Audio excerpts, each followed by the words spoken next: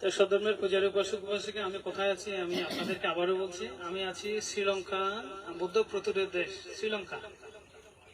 শ্রীলঙ্কার কলম্বো সিটি থেকে 35 কিলোমিটার দূরে, মোরগাহেনে সিটি থেকে 5 কিলোমিটার গভীর একটা বনে আছে। আপনারা দেখতে পাচ্ছেন আমরা একটা জঙ্গলে আছি, এটা একটা বন। হ্যাঁ হ্যাঁ, চারিদিকে জ্ঞানসরণ মহারণের মতো এটা একটা বনে আছে। সেখানে ছিলাম একটা বনে, আমরা এখনো আছি একটা বনের মধ্যে আছি। এখানে আমার ধ্যানাসন নির্মাণ করা হয়েছে, এখানে সংক্রমণের স্থান নির্মাণ করা হয়েছে, এখানে বুদ্ধ প্রতিবিম্ব স্থাপন করা হয়েছে। ধীরে ধীরে আমাদের অবকাঠামোগুলো সবগুলো ডেভেলপ হবে এখানে। তা আমরা যেখানে আছি ভালো আছি, আপনারা ভালো থাকবেন। যে যেখানে আছেন জাতি রক্ষার ক্ষেত্রে, ধর্ম রক্ষার ক্ষেত্রে, বৌদ্ধ শাসন রক্ষার ক্ষেত্রে ঐক্যবদ্ধ থাকবেন। প্রতিহিংসা, প্রতিযোগিতা এগুলো দিয়ে কখনো জাতি ধর্মের সুরক্ষা হয় না। মানুষ মাত্রই ভুল শুদ্ধ থাকবে, ভালো মন্দ থাকবে। আমার যেখানে আমাদের মায়ের মধ্যে, বাবার মধ্যে, ভাই বোনের মধ্যে, নিজের স্ত্রীর মধ্যে, সন্তানের মধ্যে, নিজের কন্যার মধ্যে ভুল আছে, ওগুলো তাদেরকে আমরা ক্ষমা করে তাদের সাথে আমরা সংসার করি, তাদেরকে গ্রহণ করি। সেখানে আমাদের পাড়া প্রতিবেশী, ভ্রাতা ভগ্নী, শিষ্য প্রশিষ্য, গুরু প্রতিবেশী, আমাদের জাতির সবার মধ্যে ভুলভ্রান্তি থাকবে। সবাইকে একসাথে নিয়ে জাতি রক্ষার ক্ষেত্রে আমাদেরকে ঐক্যবদ্ধ হতে হবে। যেখানে আমার জ্ঞানসরণ মহারণ্যে ঘটনা হয়েছিল, যে এত বড় একটা তীর্থস্থান আমি প্রতিষ্ঠা করেছি, সেখানে প্রায় বাংলাদেশের 12 কোটি টাকা ব্যয়ে এই প্রতিষ্ঠান নির্মাণ করা হয়েছে। এই প্রতিষ্ঠান, এই সমস্ত অর্থ আপনারাই দান করেছেন। সে প্রতিষ্ঠান যদি ক্ষতিগ্রস্ত হয়, সেটা আপনারাই ক্ষতিগ্রস্ত। এটা তো জাতির সম্পত্তি, এটা আমার না, এটা আমার পৈতৃক উত্তরাধিকারী সম্পত্তি না, আপনাদের দানকৃত সম্পত্তি।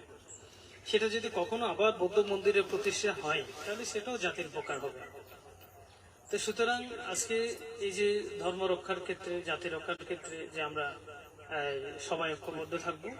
আমি যে রাঙ্গুনিয়াতে যে ঘটনাটা হয়েছে, এরপরে বান্দরবানে ঘটনা হয়েছে, রাঙ্গামাটিতে ঘটনা হয়েছে, তারপরে এখন বর্তমানে নোয়াখালীতে ঘটনা হচ্ছে। এটা চলতে থাকবে যতক্ষণ না পর্যন্ত বৌদ্ধ জাতি, বৌদ্ধ সম্প্রদায় ঐক্যবদ্ধ হবে না, বৌদ্ধের নীতি আদর্শ পালন করবে না, তাদের স্ব পরিবারের কথা চিন্তা করবে। যেখানে একটা জাতি আক্রান্ত, যেখানে সম্পূর্ণ একটা জাতি নির্যাতিত, সেখানে একটা পরিবার নিয়ে, সামান্য ছেলে মেয়ে, স্বামী স্ত্রী নিয়ে কিভাবে আপনি বেঁচে থাকবেন? জাতি থাকলে তো আপনার পরিবার থাকবে, এটা আপনাকে বুঝতে হবে।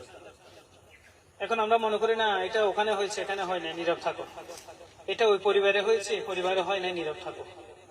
আজকে ওই পরিবার, কালকে আপনার পরিবার। আজকে ওই সমাজ, কালকে আপনার সমাজ। আজকে ওই বৌদ্ধ মন্দির, কালকে বৌদ্ধ মন্দির, এগুলো থাকবে। সেজন্য আপনাদেরকে, আপনারা মনে করবেন না ওখানে হচ্ছে না, ওখানে হচ্ছে, ওখানে হচ্ছে, আমার এখানে হচ্ছে না, আমি কি করবো, ওটা ঠিক নয়।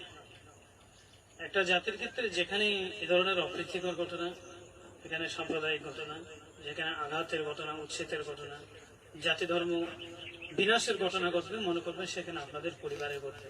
গত 5 বছর আগে 12 সালে ঘটেছিল জ্ঞানজ্যোতি ভান্তি, 12 বছর পরে এসে ঘটেছে রামুতে। তারপর আবার 12 সালে 2022 সালে এসেছে, 8 বছর পরে হচ্ছে রাঙ্গুনিয়াতে, আবার 3 বছর পরে হচ্ছে নোয়াখালীতে। এটা ঘটবে, আজকে এখানে, কালকে এখানে, পরশু এখানে, এগুলো ঘটবে। সেই জন্য সবকিছুর মধ্যে দিয়ে ধর্ম করবেন, পরিবারও দেখবেন, নিজে নিরাপদে থাকবেন এবং জাতিকেও রক্ষা করার জন্য চেষ্টা করবেন, ধর্মকে রক্ষা করার জন্য চেষ্টা করবেন। যেখানে জাতি ধর্ম রক্ষা হবে, সেখানে আপনারা, আমরা সবাই সুরক্ষিত হব। সবাই ভালো থাকবেন, পূর্ণদান আশীর্বাদ করছি। ফাল্গুনী পূর্ণিমা উদযাপন করছি অত্যন্ত প্রসন্ন মনে, পূর্ণ চেতনায়, একদম পূর্ণ চেতনায় আমরা ভক্তি, শ্রদ্ধা, আগ্রহ করে আনন্দমণি ফাল্গুনী পূর্ণিমা উদযাপন করছে। আর কিছু কিছু মন্দিরে দেখবেন মাইক বাজাতে পারছে না, বুদ্ধ পূজা করতে পারছে না, বানতে যেতে পারছে না। কুমিল্লা, নোয়াখালী মতন বৌদ্ধ বিহারের রাস্তাটা বন্ধ, ওখানে আজকে বাঁচতে যেতে পারছে না, বুদ্ধ পূজা করতে পারছে না।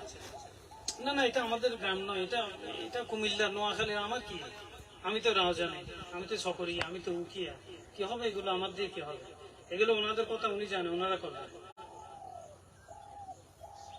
সুতরাং এই ধরনের চিন্তাধারায় আমরা যতদিন বের হতে পারবো না, এই জাতি ততদিন সুরক্ষিত হবে না। সুতরাং যাই হোক, ভালো থাকবেন, আজকে এই শুভ ফাল্গুনী পূর্ণিমা তিথিতে শুধু বাংলাদেশের জ্ঞানশরণ মহারণ্যে আজকের এই দিনে কমপক্ষে হাজারো অধিক মানুষের সমাগম হয়, বিশাল অনুষ্ঠানের আয়োজন হয়, বুদ্ধ পূজা হয়, ধর্ম দেশনা হয়। যারা জ্ঞানশরণ মহারণ্যে গেছেন সবাই জানেন। কিন্তু আজকের এই দিনে জ্ঞানশরণ মহারণ্যে ওখানে দুদু বালুচরণের জঙ্গল হয়ে পড়ে আছে। ওখানে দাঁড়ানো বুদ্ধ আছে, বসা বুদ্ধ আছে, উপবুদ্ধ ভান্তে আছে, পরিনির্বাণ বুদ্ধ আছে, বুদ্ধ পুকুর পাড়ে বুদ্ধ আছে। ওই বুদ্ধতে স্বয়ং দেওয়ার কেউ নেই। তো এই বৌদ্ধ কি আমার নাকি? এটা সমগ্র বৌদ্ধ জাতির বৌদ্ধ না, সমগ্র বিশ্বের বৌদ্ধ জাতির এই বৌদ্ধগুলো। আজকে জ্ঞানশরণ মহারণ নেই, এই যে মানে এই বৌদ্ধ পূজা হচ্ছে না, বৌদ্ধগুলো রং হচ্ছে না, বৌদ্ধগুলো এই যে মানে রং চলে গিয়ে কর্দমাক্ত হয়ে কাদা যুক্ত হয়ে পড়ে আছে, জঙ্গল হয়ে পড়ে আছে। এখন এই ফাল্গুনী পূর্ণিমা তিথিতে আজকে যদি জ্ঞানশরণ থাকতো সেখানে বৌদ্ধ পূজা হতো, হাজারো মানুষের সমাগম হতো। এখন সেখানে বুদ্ধ পূজা হচ্ছে না, মথন বৌদ্ধ বিহারে বুদ্ধ পূজা হচ্ছে না। রামুতে 36টা বৌদ্ধ মন্দিরের মধ্যে 1 বছর 1.5 বছর বুদ্ধ পূজা হয়নি, পোড়াছাই হয়ে স্তূপ আকারে পড়েছিল। এটাই সত্য। এখন সত্য বললে তো সমস্যা, অনেকে সমস্যা মনে করে, কিন্তু আমি তো সমস্যা মনে করি না। তাই সুতরাং আপনারা যদি যতদিন সমস্যা মনে করবেন সত্য বললে, ততদিন এইভাবে নির্যাতিত হতে থাকবেন। আর যদি সত্য না বলে, সত্যটা বলে, যদি নিজের সুরক্ষার কথা চিন্তা করেন, রক্ষার চিন্তা করেন, তাহলে কোনো একটা সমাধান আসতে পারে বৌদ্ধ জাতির জন্য। আজকে শুভ ফাল্গুনী পূর্ণিমা তিথির মধ্যে আমাদের মহাকারণিক বুদ্ধ 6 বছর কঠোর তপস্যা করে তিনি যখন 1 বছর আরো বিভিন্ন জায়গায় ধর্ম প্রচার করেছেন, দেশনা করেছেন, এই 7ম বছরে আজকের এই ফাল্গুনী পূর্ণিমা তিথিতে তিনি কপিল নগরে গমন করেছিলেন। তো কপিল নগরে গমন করার পরে বুদ্ধ তো শুদ্ধোধন রাজা চিন্তা করলেন, আমার ছেলে, আমার সন্তান, যারা মামা চাচা যেটু ছিল তারা বলছে এটা আমার মাইপু, এটা আমার বাতসপুত্র, হ্যাঁ বুদ্ধ হয়ে আর কি হবে, ওনাকে যথাযথ সম্মান প্রদর্শন করছিলেন না। তখন আজকের এই দিনে তিনি মহারিদ্ধি প্রদর্শন করে যে জ্ঞান থেকে উনি যে বুদ্ধত্ব জ্ঞান লাভ করেছেন, তিনি সর্বজ্ঞ বুদ্ধ হয়েছেন, এই বিষয়টা তিনি প্রমাণ করেছেন। প্রথমত তিনি আজকের এই দিনে কপিলনগরে গমন করেছেন। দ্বিতীয়ত আজকে এই দিনই মহারিদ্ধি প্রদর্শন করে নিজের জ্ঞান থেকে উনি যে বুদ্ধ জ্ঞান লাভ করেছেন, এই অলৌকিক ঋদ্ধি প্রদর্শন করেছেন, মহারিদ্ধি প্রদর্শন করেছেন। তৃতীয়ত হচ্ছে তিনি আজকের এই দিনে রাহুলকে কব্বজা প্রদান করেছেন। ওনার একমাত্র সন্তান রাহুল, সপ্তবর্ষই সে রাহুলকে কব্বজা প্রদান করেছেন। এই স্মরণীয় ঘটনাগুলো বুদ্ধের সময়কালে ঘটেছিল। আজকে আমার কথা দীর্ঘায়িত করছে না, আপনারা সবাই ভালো থাকবেন। সময় অনুসারে আমি ধর্ম দেশনা করব। দেশনার ফাঁকে ফাঁকে কিছু পরিবারের কথাগুলো বলছি, দেশনার ফাঁকে ফাঁকে ধর্মের ফাঁকে ফাঁকে কিছু জাতির কথা বলছি।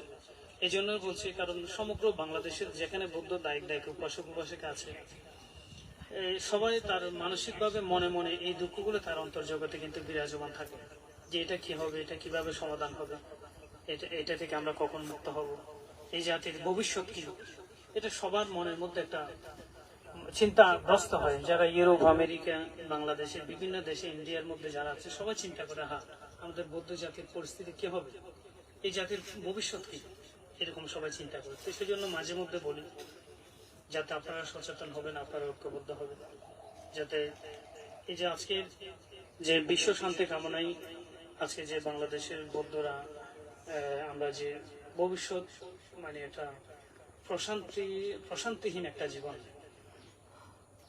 দুঃখ মনুষ্য প্রতি মুহূর্তে আমাদেরকে আক্রমণ করে।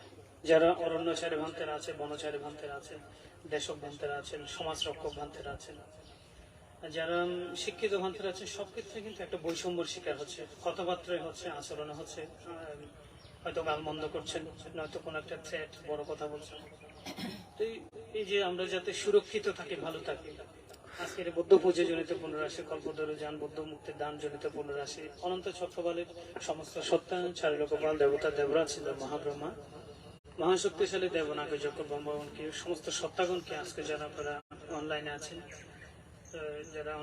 যারা আসতে পারেননি, যারা এসেছেন সবাইকে দান করছে। এখানে যারা উপাসক আমাদেরকেও দান করছে। প্রত্যেকেই এই পুণ্যানুশংস লাভ করে শারীরিক মানসিকভাবে সুখী হন। বুদ্ধের শাসন শ্রীবৃদ্ধি হোক, বৌদ্ধ ধর্ম শ্রীবৃদ্ধি হোক। বুদ্ধের শাসন চিরজীবী হোক, প্রদান আশীর্বাদ করে আমরা সংক্ষিপ্ত কথা এখানে শেষ করছি। শান্তি, শান্তি।